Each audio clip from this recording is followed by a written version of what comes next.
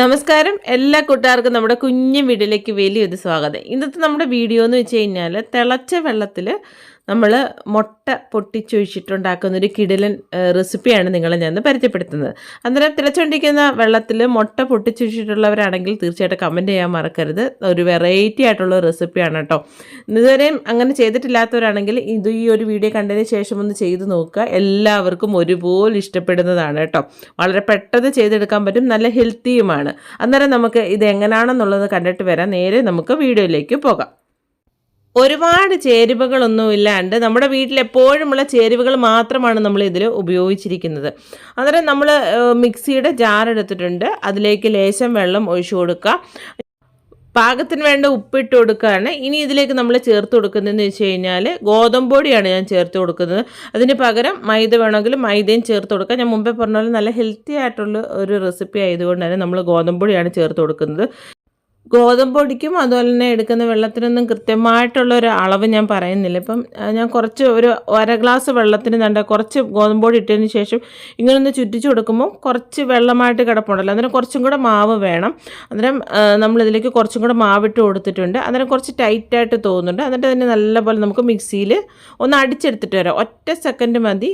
അതിന് ഈ ഒരു രീതിയിൽ കട്ടയൊന്നും കിട്ടാണ്ട് നല്ല രീതിയിൽ നമുക്ക് മാവ് തയ്യാറായി കിട്ടിയിട്ടുണ്ട്. അല്ലാതെ നമ്മൾ സ്പൂണും കൊണ്ടോ അല്ലെങ്കിൽ കൈ കൊണ്ടോ ഈ ഒരു മാവ് മിക്സ് ചെയ്ത് കഴിഞ്ഞാൽ ഇതുപോലെ പെർഫെക്റ്റ് ആയിട്ട് ഇതൊരു കട്ടയൊന്നും ഇല്ലാണ്ട് കിട്ടത്തില്ല. ഇത് മിക്സിയിൽ അടിച്ച് കഴിഞ്ഞാൽ വളരെ പെട്ടെന്ന് തന്നെ ഒട്ടും തന്നെ കട്ടയൊന്നും ഇല്ലാണ്ട് നല്ല ലൂസായിട്ടുള്ള പെർഫെക്റ്റ് ആയിട്ടുള്ള മാവ് നമുക്ക് കിട്ടും. അത് ഞാൻ ദോശത്തവയിലോട്ട് മാവ് ഒഴിച്ചു കൊടുക്കുകയാണ്. അന്നേരം ഇതുപോലൊന്ന് അരത്തവി മാവേ ഞാൻ ഒഴിച്ചിട്ടുള്ളൂ. ഒരു തവി എടുത്തിട്ടുണ്ടെങ്കിലും നല്ലതായിട്ട് ഇപ്പം നമ്മൾ സാധാരണ ചപ്പാത്തിയൊക്കെ ഉണ്ടാക്കാൻ കുറച്ച് പാടാണല്ലോ. അത് കുഴയ്ക്കണം, പരത്തണം, ചുടുന്നതൊക്കെ കുറച്ച് പാടാണ്. അതൊക്കെ വെച്ച് നോക്കുമ്പോൾ ചപ്പാത്തിയുടെ അതേ ടേസ്റ്റ് കിട്ടുകയും ചെയ്യും. വളരെ എളുപ്പത്തിൽ ചെയ്തെടുക്കാൻ പറ്റുന്നതാണ് ഈ ഒരു ഗോതമ്പ് പൊടി വെച്ചിട്ടുള്ള ദോശ. ഇതിൽ നമ്മൾ ഉപ്പും വെള്ളവും ഗോതമ്പ് പൊടി മാത്രമേ ചേർത്തിട്ടുള്ളൂ. നല്ലപോലെ പൊന്തി വരണമെങ്കിൽ നമ്മളിതിലേക്ക് മുട്ടയൊക്കെ ചേർക്കണമെങ്കിൽ കുറച്ചും കൂടെ നല്ലപോലെ പൊന്തി വരും. ഇപ്പോൾ മുട്ടയൊന്നും ചേർക്കാണ്ട് തന്നെ നല്ല പെർഫെക്റ്റ് ആയിട്ട് നമുക്ക് ഇതുപോലെ ഗോതമ്പ് ദോശ ചുട്ടെടുക്കാം. ഒട്ടും കട്ടിയില്ലാതെ നമുക്ക് ചുട്ടെടുക്കാൻ പറ്റും കേട്ടോ. അന്നേരം ഇതുപോലെ എല്ലാ മാവും ഇതുപോലെ നമുക്ക് ദോശ രീതിയിൽ നമുക്ക് ചുട്ടെടുക്കാൻ പറ്റും. അടിക്കൊന്നും പിടിക്കില്ല, ഒരുപാട് എണ്ണയൊന്നും ഒഴിക്കേണ്ട ആവശ്യമില്ല, ഒരുപാട് സമയം ചിലവാക്കാണ്ട് പെട്ടെന്ന് നമുക്ക് ചുട്ടെടുത്തിട്ട് വരാം. നമ്മൾ വീഡിയോയുടെ തുടക്കത്തിൽ തിളച്ചുകൊണ്ടിരിക്കുന്ന വെള്ളത്തിൽ 2 കോഴിമുട്ട പൊട്ടിച്ചു വെച്ചിട്ടുണ്ടായിരുന്നു. അതിലേക്ക് പാകത്തിന് വേണ്ട ഉപ്പും അതുപോലെ തന്നെ കുരുമുളക് പൊടിയാണ് നമ്മൾ ഇതിലേക്ക് ചേർത്ത് കൊടുത്തിട്ടുള്ളത്. ഉപ്പ് ഞാൻ ഓൾറെഡി ചേർത്തിട്ടുണ്ട്. ഇനി ഇതിലേക്ക് നമ്മൾ പാകത്തിന് വേണ്ട കുരുമുളക് പൊടിയാണ് ചേർത്ത് കൊടുക്കുന്നത്. ഈ ഒരു ചേരുവ ചേർക്കുമ്പം നല്ലൊരു ടേസ്റ്റാണ്. ഒരുപാട് എണ്ണയൊന്നും ചിലവാക്കേണ്ട, നല്ല പെർഫെക്റ്റ് ആയിട്ട് നമുക്കൊരു റെസിപ്പി തയ്യാറാക്കിയെടുക്കാൻ പറ്റും. നമ്മുടെ എരിവിന് ആവശ്യത്തിനുള്ള കുരുമുളക് അല്ലെങ്കിൽ നല്ല മുളകിൻ്റെ പൊടിയും കൂടെ ചേർത്ത് കൊടുത്തിട്ട് ഈ ഒരു വെള്ളം ഒന്ന് വറ്റിച്ചെടുക്കണം. നമ്മളെന്നും ചെയ്യുന്ന രീതിയിൽ നിന്ന് കുറച്ചും കൂടെ ടേസ്റ്റ് എനിക്ക് ഈ രീതി ചെയ്യുമ്പോഴാണ് തോന്നിയിട്ടുള്ളത് കേട്ടോ. അത് ഇനി ഇതിലേക്ക് ആ ഒരു വെള്ളമെല്ലാം വറ്റി വന്നപ്പോഴത്തേന് ഇനി ഇതിലേക്ക് നമ്മൾ ചേർത്ത് കൊടുക്കുന്നതെന്ന് വെച്ച് കഴിഞ്ഞാൽ ഒരു ക്യാരറ്റ് മൊത്തമായിട്ട് നമ്മൾ ഗ്രേറ്റ് ചെയ്തെടുത്തിട്ടുണ്ട്. അതിൻ്റെ ഒരു 1/4 ഭാഗത്തോളം നമ്മൾ ഇതിലേക്ക് ചേർത്ത് കൊടുക്കുകയാണ്. സാധാരണ ക്യാരറ്റൊക്കെ ഇവിടെ തോരൻ വെച്ചാലൊന്നും കുട്ടികൾ കഴിക്കാൻ കുറച്ച് പാടാണ്. നമ്മൾ പണ്ട് മുതലേ ചെയ്തിട്ടുള്ള മെഴുക്ക് പുരട്ടി തോരനൊക്കെ കഴിക്കാൻ കുറച്ച് പാടാണ്. പക്ഷേ അങ്ങനെയൊക്കെ കഴിക്കാൻ മടിയുള്ള കുട്ടികളൊക്കെ വീട്ടിലുണ്ടെങ്കിൽ തീർച്ചയായിട്ടും ഇങ്ങനെ ചെയ്ത് നോക്കുക. എല്ലാ കുട്ടികളും നല്ല ടേസ്റ്റോട് കൂടി കഴിക്കും.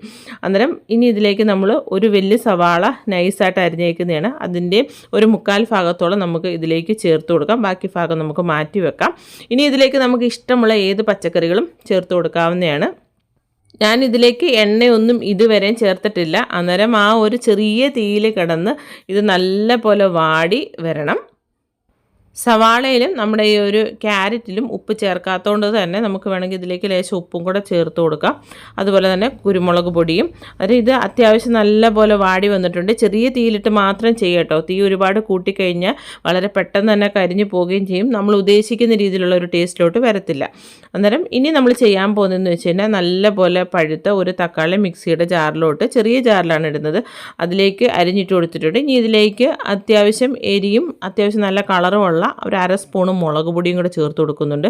ഇനി ഇതിലേക്ക് നമ്മൾ ചേർത്ത് കൊടുക്കുന്നതെന്ന് വെച്ച് കഴിഞ്ഞാൽ ആ ക്യാരറ്റ് മാറ്റി വെച്ചിട്ടുണ്ടായിരുന്നല്ലോ അതിൻ്റെ കുറച്ച് ഭാഗം മാത്രം നമ്മുടെ ഒരു കയ്യിൽ 1-2 സ്പൂൺ അളവിൽ അതും കൂടെ മിക്സഡ് ജാറിട്ടിട്ട് നല്ലപോലെ ഒന്ന് അരച്ച് കൊണ്ടുവരും. അതിൻ്റെ കളർ കണ്ടില്ലേ, സാധാരണ നമ്മൾ ഈ ഒരു രീതിയിലൊക്കെ ചെയ്യുമ്പോൾ ഭയങ്കര ടേസ്റ്റാണ് കേട്ടോ.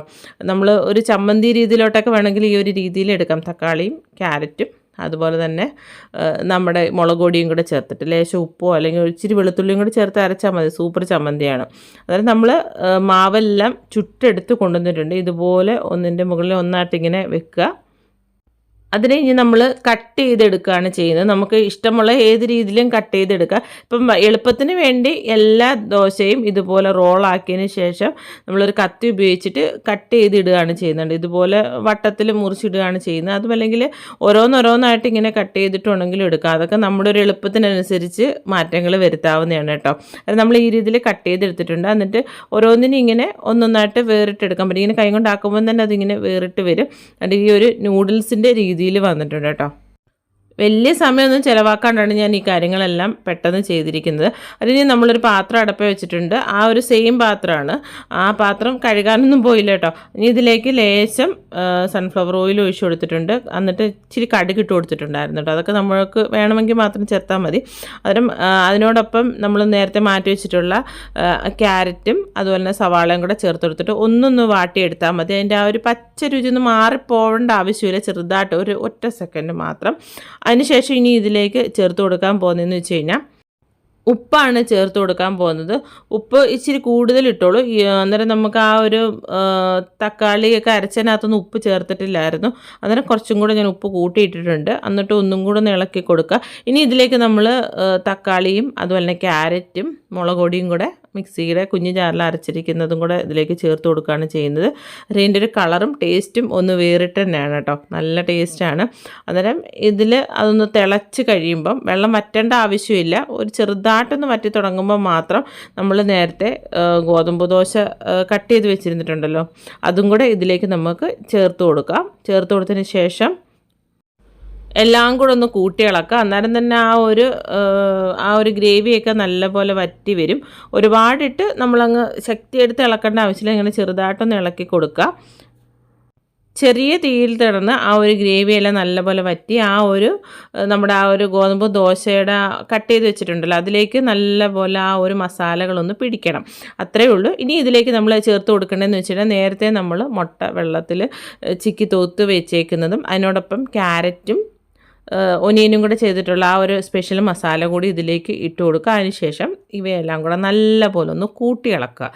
ആ കൂട്ടി ഇളക്കുന്നതിലാണ് ടേസ്റ്റ് ഇരിക്കുന്നത് കേട്ടോ. വേറെ ചേരുവകൾ നിങ്ങൾക്ക് വേണമെങ്കിൽ ചേർത്ത് കൊടുക്കാം. ഇതിപ്പോൾ ഞാൻ അതൊന്നും ചെയ്യുന്നില്ല. നമുക്ക് വേണമെങ്കിൽ ടൊമാറ്റോ സോസ് അതുപോലെ തന്നെ സോയാ സോസൊക്കെ വേണമെങ്കിൽ ഇതിലേക്ക് ചേർത്ത് കൊടുക്കാം. പക്ഷേ നമ്മൾ അതൊന്നും ചേർത്ത് കൊടുക്കാണ്ട് ഭയങ്കര ടേസ്റ്റോടുകൂടി കഴിക്കാൻ പറ്റുന്ന ഒരു ഹെൽത്തി ആയിട്ടുള്ളൊരു റെസിപ്പി തന്നെയാണിത് കേട്ടോ.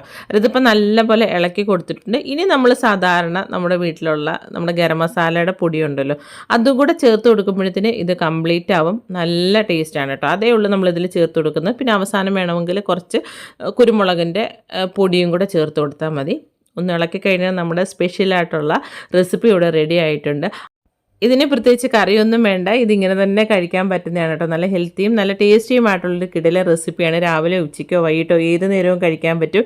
കൊച്ചു കുട്ടികൾക്കും മുതിർന്നവർക്കും എല്ലാവർക്കും ഒരുപോലെ ഇഷ്ടപ്പെടുന്നൊരു റെസിപ്പിയാണ്. അന്നേരം നമ്മുടെ വീഡിയോ കണ്ടുകൊണ്ടിരിക്കുമ്പോൾ ഇഷ്ടപ്പെടുവാണെങ്കിൽ ലൈക്ക് ചെയ്യാൻ മറക്കരുത്. വീഡിയോയെക്കുറിച്ചുള്ള നിങ്ങളുടെ അഭിപ്രായങ്ങളും നിർദ്ദേശങ്ങളും താഴെ കമൻറ്റുകളായിട്ട് രേഖപ്പെടുത്താനും മറക്കരുത് കേട്ടോ. അതുപോലെ നമ്മുടെ ചാനൽ ഇഷ്ടപ്പെടുവാണെങ്കിൽ ഒന്ന് സബ്സ്ക്രൈബ് ചെയ്ത് സപ്പോർട്ട് ചെയ്യാൻ മറക്കരുത്. അതിന് എപ്പോഴും പറയുന്ന പോലെ എല്ലാ കൂട്ടുകാർക്കും നല്ലൊരു ദിവസം ആശംസിക്കുന്നു. ഇനിയും നല്ല നല്ല വീഡിയോകളായിട്ട് നമുക്ക് കണ്ടുമുട്ടാം. അതുവരെ എല്ലാ കൂട്ടുകാർക്കും നന്ദി, നമസ്കാരം.